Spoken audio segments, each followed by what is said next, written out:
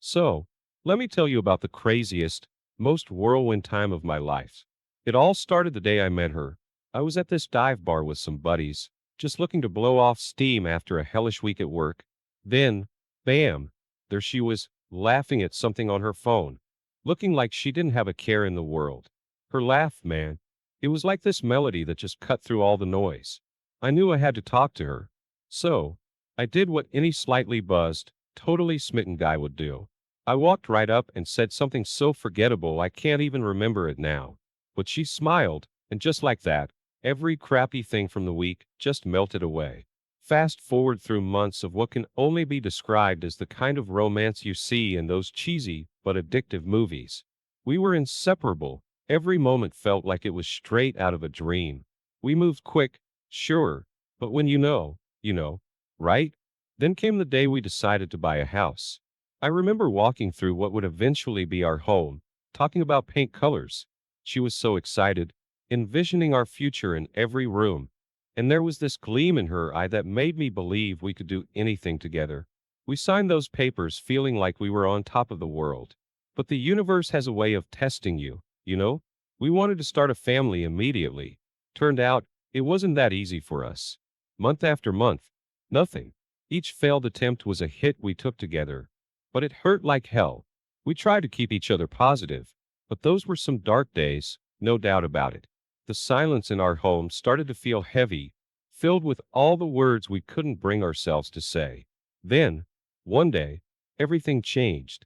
She came into the living room holding a pregnancy test, and before she even said anything, I knew. The way she was biting her lip to keep from smiling too wide gave it away. Man, the relief and joy in that moment were something else. It felt like we were finally breathing again after being underwater for so long. If you told me years ago that I'd be this guy, sacrificing every little thing for his family, I would have laughed in your face. But here I am, and honestly, I wouldn't change it for the world. There were nights, so many nights, when our little one just wouldn't stop crying. Colic, the doctor said. Like that word was supposed to explain the endless hours of screaming that pierced right through you. I walked miles in our living room, bouncing and shushing, trying everything. My wife, she was amazing through it all, but exhaustion takes its toll. So, I took the night shifts, letting her catch some sleep. Work in the morning was a haze, running on fumes, but seeing her rest for even just a couple of hours made it worth it. And money, man, daycare costs are no joke. I picked up extra shifts wherever I could, sometimes juggling two, even three different jobs. My old guitar started collecting dust in the corner, and nights out with the guys became a memory. But every sacrifice felt right, necessary even. When I came home to see the smiles on their faces, hear the laughter in our home. I've got to say, though, nothing beats the pride I feel when I talk about my wife. She's always had this passion for art, painting, drawing, you name it. When things got a bit more stable financially, she dove back into it, creating these incredible pieces. I brag about her every chance I get. You should see what she made this time. I tell anyone who'd listen. Her happiness, her fulfillment, it's like a direct line to my own. The house, our home, became another canvas for my devotion. The kitchen renovation was a beast. She loves to cook, see, and the old kitchen was just too dark. I spent nights after the kids went to bed and weekends I didn't even know I had, tearing out cabinets, laying new tiles, installing brighter lights. The look on her face when it was finally done, that made every splinter, every curse word under my breath, worth it. Then there was the playset. Our backyard wasn't much to speak of, but I had this vision, a fortress for our little ones, a place for adventures. I'm no carpenter, but I learned on the go, YouTube tutorials and hardware store guys becoming my new best friends. When it was finished, watching our kids play on it, claiming it as their kingdom, I knew I'd given them something special, a piece of their childhood they'd always remember. Things started to get a bit off. I mean, you put in all this effort, right? Trying to make things perfect, or as close to it as you can get. But it's like, suddenly, it's not hitting the mark anymore. My wife, she used to love my surprise dinners, used to rave about the little things I'd fix or build around the house. Lately, though, it's been different. Meals go untouched. She barely glances at the new shelves I put up in the living room. It's like I'm missing a step somewhere, but for the life of me, I can't figure out where. Then there's our anniversary. I had it all planned out, nothing fancy, just a quiet night in, her favorite movie, the good takeout from that place she loves. And she bails on me. Girls' night, she says, and the way she says it, it's like she's not even sorry. That hurt, not gonna lie. It's like these little punches to the gut, you know? And those late nights at work started piling up. First, it was just an hour or two, but then it turned into whole evenings. Business tricks, too, out of nowhere, and when I'd ask about them, it's all vague answers and quick subject changes. One night she comes home, and there's this smell clinging to her, some perfume I've never smelled before. It's not hers, that's for damn sure. I tried to shrug it off, told myself I was being paranoid. But it's like this little alarm bell in the back of my head just wouldn't shut up. My buddy Mike. We've been tight since high school. He's the one who finally said something. We were grabbing a beer, and he's dancing around the subject, clearly uncomfortable. Then he just comes out with it, says he saw my wife downtown with some guy.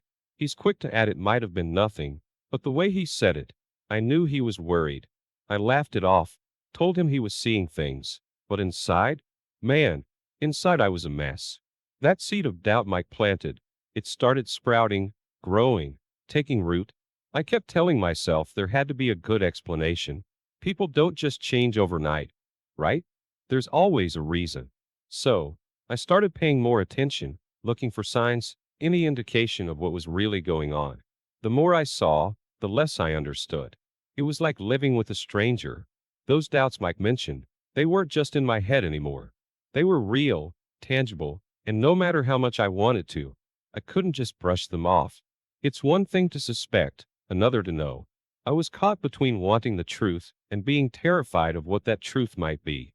So yeah, things got complicated fast, and the more I tried to ignore it, the bigger it got, until ignoring it wasn't an option anymore.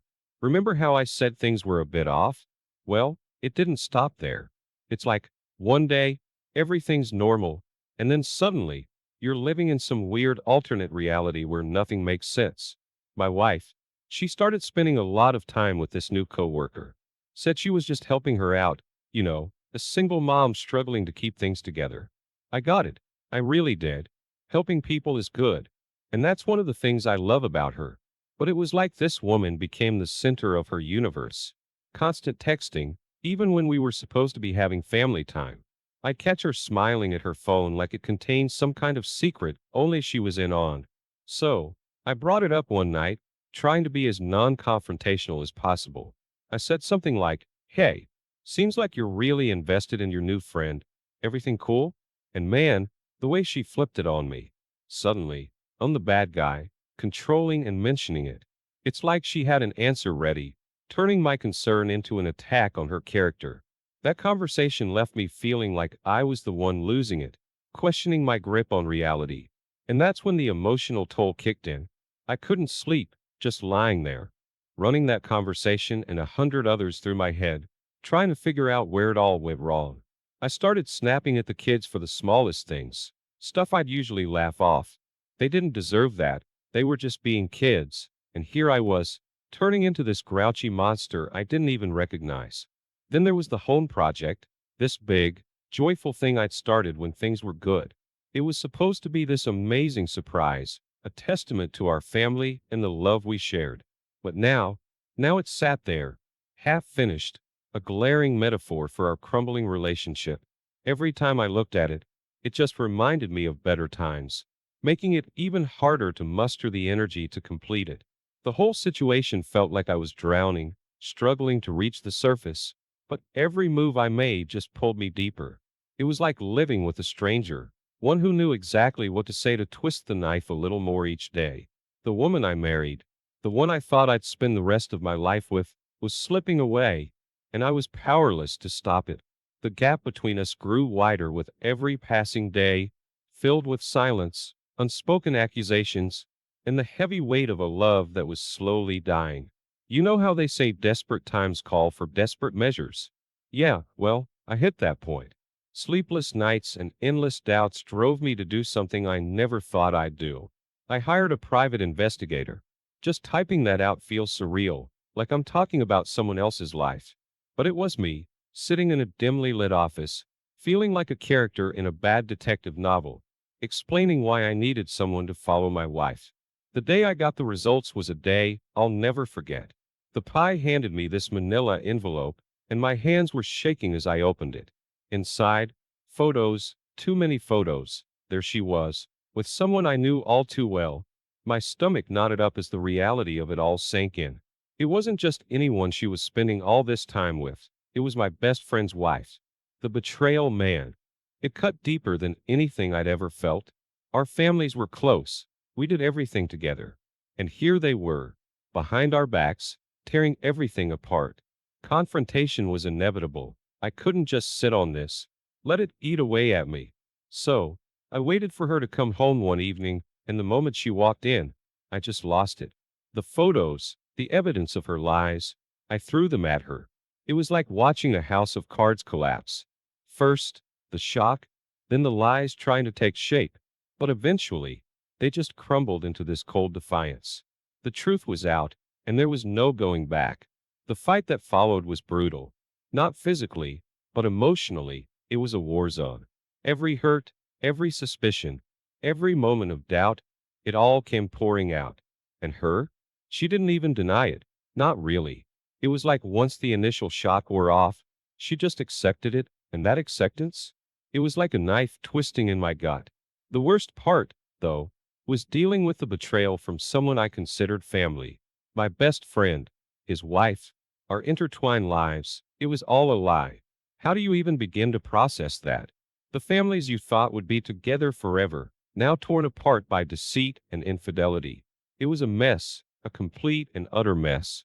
And sitting there, amidst the wreckage of my marriage, I couldn't help but wonder how it all came to this.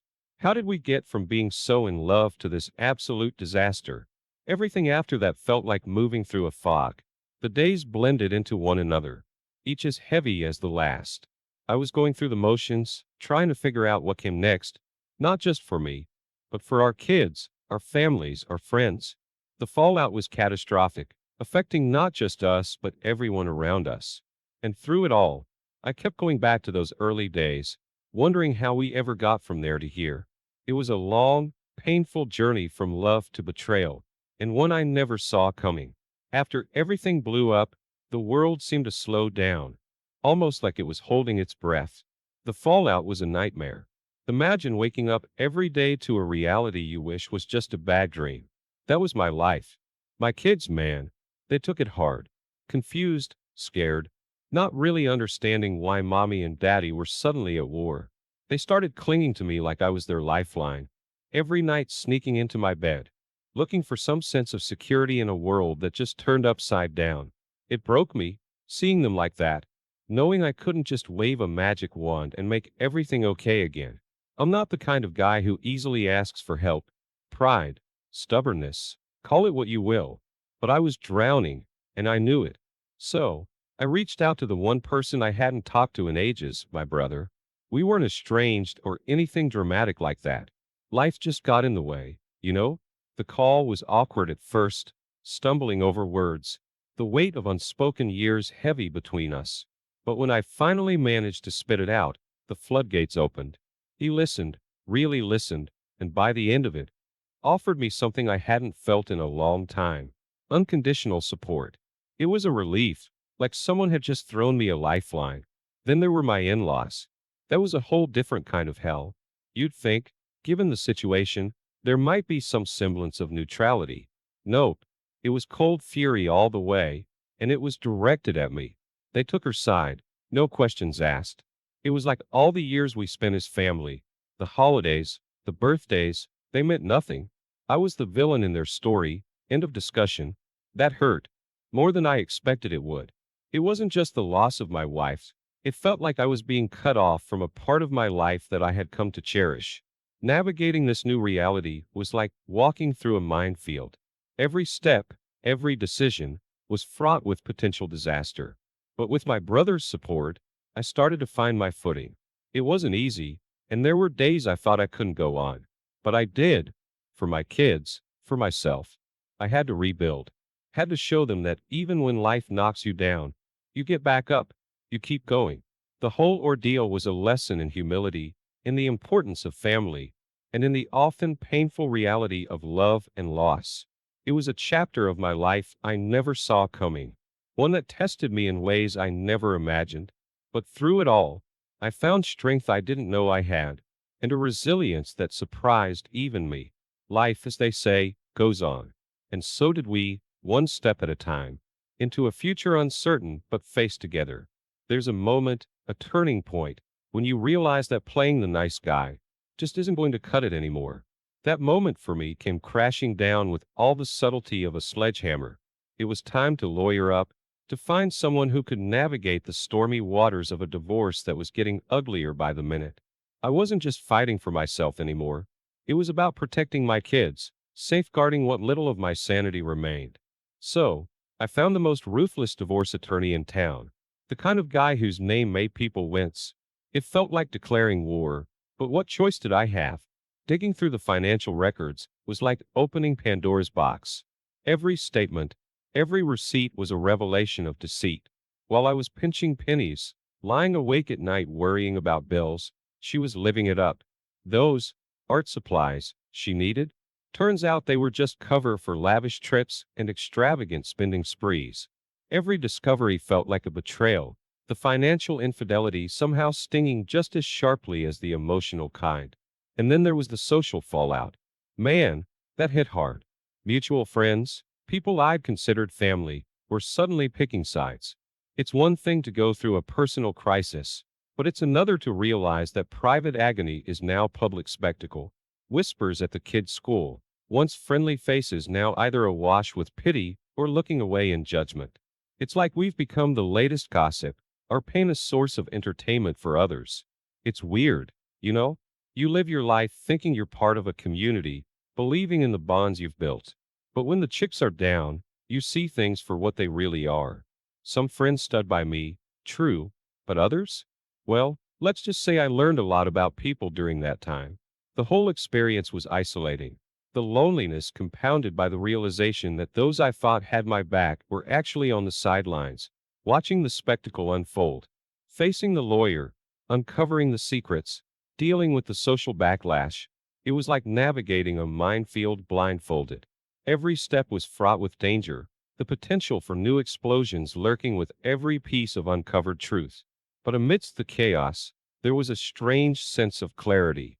The illusions of my former life were stripped away, revealing a stark landscape that I now had to navigate. It was daunting, sure, but there was also a sense of liberation in facing the reality head on. The battle lines were drawn, and while I never wanted this war, I was now fully engaged. It was about more than just ending a marriage. It was about fighting for a future, for my kids, for the chance to rebuild from the ashes. And as daunting as that prospect was, there was also a flicker of hope, because sometimes it's only when everything falls apart that you find the strength to start putting the pieces back together. In a twist I never saw coming, she reached out to me, my best friend's ex, the other victim in this twisted saga of betrayal. Honestly, I was hesitant at first. What more was there to say?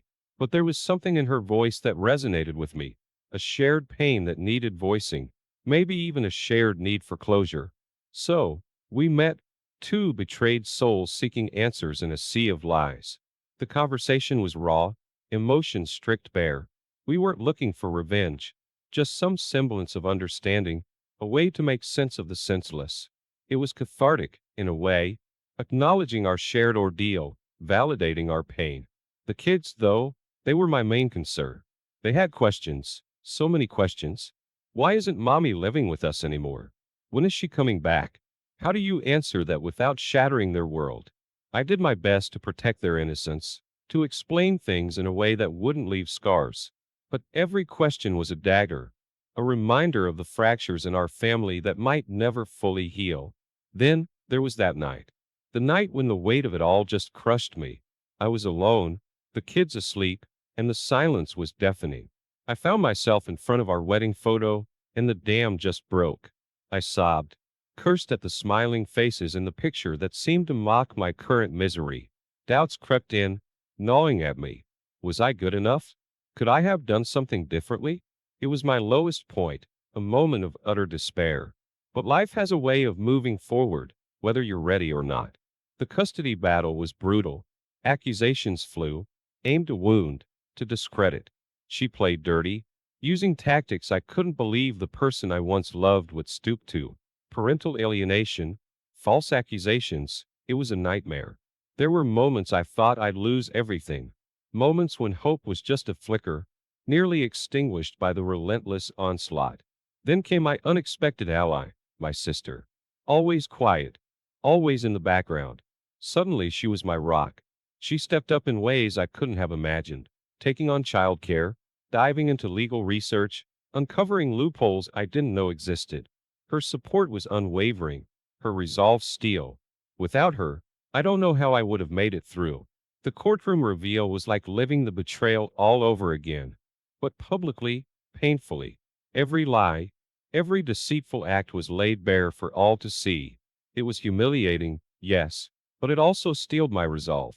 I had to fight, not just for me, but for my kids, for the truth. Justice, when it came, was a bittersweet victory. I secured primary custody, a financial penalty against my ex, and a restraining order against the man I once considered a brother.